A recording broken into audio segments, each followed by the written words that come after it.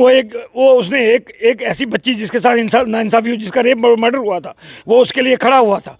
और उस वक्त अपने गुजर लीडर भी जो है सामने नहीं आए, वो भी आज ही की तरह बिल में छुप गए। और एक आदमी वो जिसका नाम है तालिब चौधरी, वो खड़ा रहा, उसको टार्चर किया गया, उसके खिलाफ झूठे पर्चे लगाए गए और उसके खड़े रहने से 2 मिनिस्टरों को इस्तीफा देना पड़ा और कोई दंगा फसाद नहीं हुआ। वो जराइम पेशा लोग आज जेल में। एक आदमी के पास ज्यादती होती है, वो अपनी उस ज्यादती को लेके कंप्लेंट कोर्ट में करता है, केस कोर्ट में करता है। वो 1 हो या 10 हो या 1000 हूँ, वो लड़के 10 हूँ या 50 हूँ या 100 हूँ या 200 हूँ, वो अपने हक के लिए निकले हैं। गवर्नमेंट को ये तवज्जो दिलाने के लिए इन पैदल मार्च किया है और उनमें से एक आदमी ने बूट भी उतारे हुए हैं और वो उस बर्फ़ पे उस ठंड में बेचारा नंगे पाँव जा रहा है। और ये इंडिकेट करता है कि हम आज भी मासूम कौम में जिनका कोई वाली वारिस नहीं। लीडर चौधरी गुलजार साहब थे, लीडर लसानवी साहब थे, लीडर चौधरी दीवान अली साहब थे, लीडर मियाँ मिशीर साहब थे और लीडर मियाँ निज़ामुद्दीन साहब थे। ये जो मौजूदा जिन लीडरों का आप जिक्र कर रहे हैं, ये तो एमएलए मिनिस्टर रहे हैं, मैं इनको लीडर नहीं मानता। आइंदा इलेक्शन में ये लीडर जो है अपने घर से नहीं निकल पाएंगे, इनकी पिटाई होगी चौकों में, इनके कपड़े फाड़े जाएंगे और इनको बाइकाट करेंगे, हम सोशल बाइकाट भी करेंगे और 1 वोट नहीं देंगे। द एक्सिस पॉइंट में आपका खैर मकदम है। मैं हूं आपका मेज़बान रियाज चौधरी। इस वक्त हमारे साथ रिटायर्ड लॉ ऑफिसर जनाब इश्तियाक भट्टी साहब जो है वो मौजूद है और इनसे बात करेंगे कि जम्मू कश्मीर में जिस तरह से गुजर बकरवाल जो है वो अब सड़कों के ऊपर पैदल मार्च कर रहे हैं, वही भारतीय जनता पार्टी के लीडरान की तरफ से साफ कहना है कि उनमें कुछ ऐसे लोग हैं जिन्होंने जम्मू के अंदर हिंदू वर्सेस गुजर बकरवाल फसाद करवाए थे। ऐसे लोगों की वजह से क्या गुजर बकरवाल को क्या फ़ायदा होगा। वहीं उनका ये भी कहना था कि जम्मू कश्मीर में लीडरशिप भी जो है वो गुजर बकरवाल जो लीडरान हैं वो भी खामोश हैं और इससे कोई बड़ा फ़र्क जो है वो पड़ने वाला नहीं है। सबसे पहले भट्टी साहब वक्त देने के लिए बहुत शुक्रिया।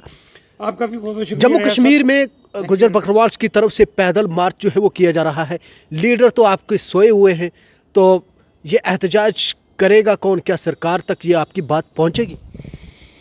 देखो जी रियाज साहब, ये बड़ी बदकिस्मती की बात है। ये आपने जो जिस पॉइंट की तरफ आपने इशारा किया कि हमारे गुजर बकरवाल लीडर जो है, अब वो लीडर हैं या नहीं है, ये बहस का मुद्दा है।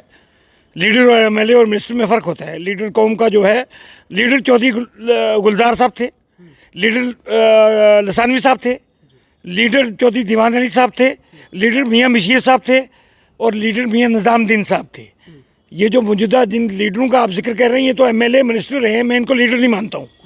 अगर ये आज अपनी कौम के लिए इन्होंने इनकी ज़बान बंद होगी, इनके मुंह पे ताले लग गए, ये बिल भी छुप गए और गुजर बकरवाल लोगों का हक छीना जा रहा है, ये बोले नहीं, तो पहली बात तो ये लीडर नहीं है। क्या ये माना जा सकता है कि बीजेपी लीडरान की तरफ से जो कहा जा रहा है कि जो लोग सड़कों के ऊपर हैं अब वो चंद लोग हैं और इससे कोई बड़ा असर नहीं पड़ने वाला है क्योंकि लीडर खामोश है? असर होगा।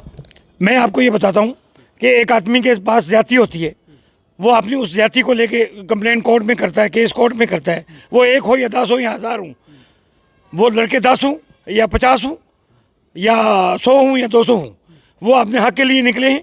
गवर्नमेंट को ये तवज्जो दिलाने के लिए इन पैदल मार्च किया है और उनमें से एक आदमी ने बूट भी उतारे हुए हैं और वो उस बर्फ़ पे उस ठंड में बेचारा नंगे पाँव जा रहा है। और ये इंडिकेट करता है कि हम आज भी मासूम कौम में जिनका कोई वाली वारिस नहीं है, जिनकी कोई वकालत करने वाला नहीं है। उसी के लिए भट्टी साहब, उसी के लिए इशारा किया गया है कि जम्मू के अंदर फसाद करवाए हैं, तो वो आज अपनी कम्युनिटी के जो लोग जो फसादी हो तो वो अपने लोगों के लिए कितना काम आएगा? कौन सा फसाद?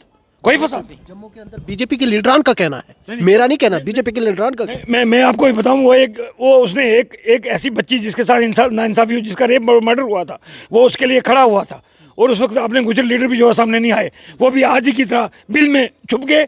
और एक आदमी वो जिसका नाम है तालिब चौधरी, वो खड़ा रहा, उसको टार्चर किया गया, उसके खिलाफ झूठे पर्चे लगाए गए और उसके खड़े रहने से 2 मिनिस्टरों को इस्तीफा देना पड़ा और कोई दंगा फसाद नहीं हुआ।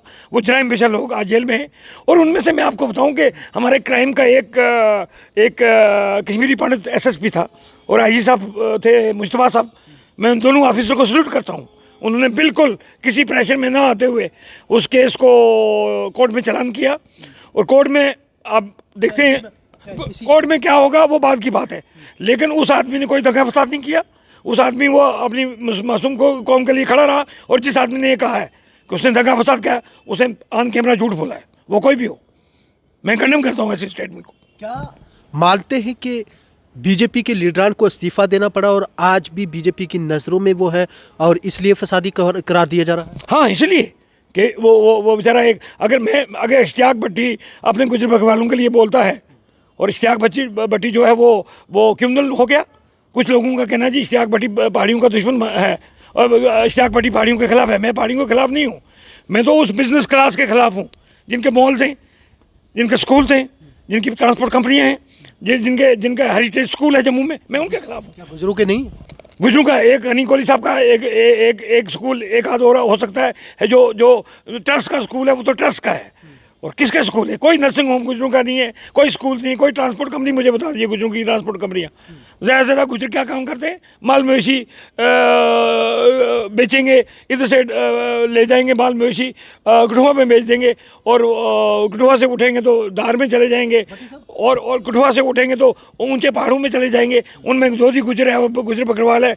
मैं ऑन कैमरा ऑन रिकॉर्ड ये बात फिर दोहराता हूँ कि अगर कोई गुप्ता, शर्मा, वर्मा, कोई खोजा, सैयद, पठान, किसी का डेरा तो ग्रेज से आते हुए, बनाल से आते हुए मुझे दिख जाए, मैं इस इशू पे बात करना छोड़ दूंगा और मैं पहाड़ियों से माफ़ी मांगूंगा। लेकिन ऐसी कोई मिसाल भी नहीं है। लेकिन एक बड़ा सवाल है आप पे, एक बड़ा सवाल है कि इस शिद्दत की सर्दी में जहाँ बर्फ़ और बारिश का सिलसिला जो है वो जारी है, इस दौरान आपके बच्चे जो हैं वो सड़कों के ऊपर हैं और आप अपने घरों में सिर्फ सोशल मीडिया के ऊपर वार करते रहेंगे। मैं अभी जंतर मंतर में गया हुआ था धरना देने के लिए, मैं शाम को ही आया हूँ, और मैं अगर वो मूल रोड से आएंगे तभी मैं उनको ज्वाइन करने वाला हूँ जल्दी, और अगर वो वाया रामबन आएंगे तो मैं चेन्नई से उनको ज्वाइन करूँगा, मैं उनके साथ शामिल हूँ। गुजर बकरवाल कॉन्फ्रेंस का मैं जम्मू का अध्यक्ष हूँ। हमारी जो ये ऑर्गेनाइजेशन है यही जॉइंट एक्शन कमेटी में है, और 20 को हम एक कन्वेंशन कर रहे हैं जम्मू में, जो दिल्ली से एमपीज आ रहे हैं हमारे, और यहाँ हम सब एक्स लेजिस्लेचर को एक मौका और देंगे। कमाल की बात है रियाज साहब, ये सारे एक्स लेजिस्लेचर जितने एमएलए जिन्होंने एंजॉय किया है, मिनिस्ट्री एंजॉय की है, और गुजरों से घास भी कटाया है, गुजरों से वोट भी लिया है, ये प्राइम मिनिस्टर को जाके और होम मिनिस्टर को नहीं मिल सकते थे? है उनकी जिंदगी के शेम अबा नहीं, डिस्गस्टिंग, अनफॉर्चुनेट। आप रिटायर्ड लॉ ऑफिसर हैं और एक सवाल आपसे जानना चाहूँगा, और ये आवाम के लिए, जो हमारे नाजरीन हैं उनके लिए भी जानना जो है वो बहुत ज़रूरी है। अगर पहाड़ियों को एसटी के ज़ुमरे में लाया जाता है तो जम्मू कश्मीर में क्या वो आने वाले चुनावी इंतखाबात में जो है वो हिस्सा ले सकेंगे? कमीशंस की तरफ से सीटों को रिजर्व किया गया था, वो तो 2011 के सेंसस के मुताबिक थी।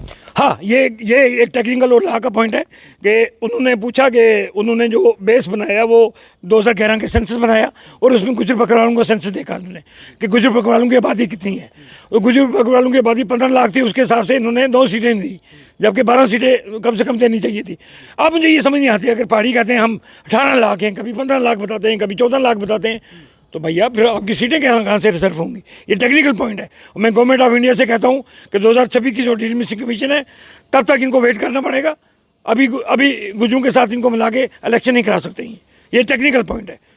और जैसे स्टेट बहाल हो जाएगी तो STGP करना पड़ेगा इनको, जैसे STO था, STK था, तो पहाड़ियों को STP कर दें। और अगर मैं बताता हूँ गुजर लीडरों को, मैं ये कहता हूँ कि आप कह रहे हैं इनका भी हक है, कैसे हक है इनका? मैं आज भी कहता हूँ अभी शेड्यूल ट्राइब मिलने जा रहा है पहाड़ियों को, लेकिन पहाड़ी का वो तबका जो मेरे साथ गाँव में रहता है वो तो ठीक है, उनके लिए मुझे कोई एतराज़ नहीं है। जो बिजनेस क्लास है, जो टाउन्स में रहती हैं, अगर उनको बाहर नहीं निकालते तो ये सरासर जाती जुल्म और बेइंसाफ़ी है। और इस नाइंसाफ़ी के लिए हमने एक सुप्रीम कोर्ट में टीम बना दी है। हम सुप्रीम कोर्ट में जाएंगे, इसको स्टे कराएंगे और इसको वहाँ से स्ट्राइक डाउन कराएंगे। गुजर लीडरान अगर आपके साथ इस दौरान जो है वो मैदान में ना उतरे तो अगला उनके लिए किस तरह का वक्त रहेगा, और गुजर बकरवाल की तरफ से जो कौम है उसकी तरफ से उन लोगों को कैसे देखा जाए? वैसे तो मैं रियाज साहब ये कहता हूँ कि लोगों की मेमोरी बड़ी शार्ट होती है, लोग भूल जाते हैं इस बात को, लेकिन गुजर यूथ में इवन जो मेरे बच्चे हैं, अगर मैं इस वक्त ये कहूँ कि पहाड़ियों का हक है, पहाड़ियों को मिलना चाहिए, मेरे बच्चे मेरी पिटाई करेंगे। लीडरों की तो बात ही नहीं है। आइंदा इलेक्शन में ये लीडर जो है अपने घर से नहीं निकल पाएंगे, इनकी पिटाई होगी चौकों में, इनके कपड़े फाड़े जाएंगे और इनको बाइकाट करेंगे, हम सोशल बाइकाट भी करेंगे और एक वोट नहीं देंगे इनको।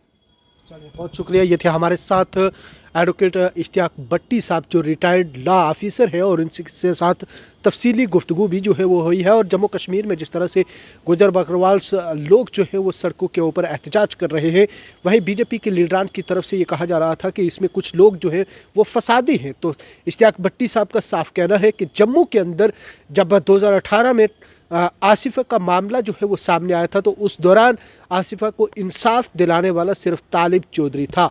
आज भी बीजेपी के लीडरान की नज़रों में तालिब चौधरी जो है वो खटक रहा है, क्योंकि उस दौरान वह 2 वज़ीर को जो है वो इस्तीफ़ा देना पड़ा था। कैमरामैन लियाकत अली के साथ में हुरियात चौधरी, एक्सिस पॉइंट के लिए।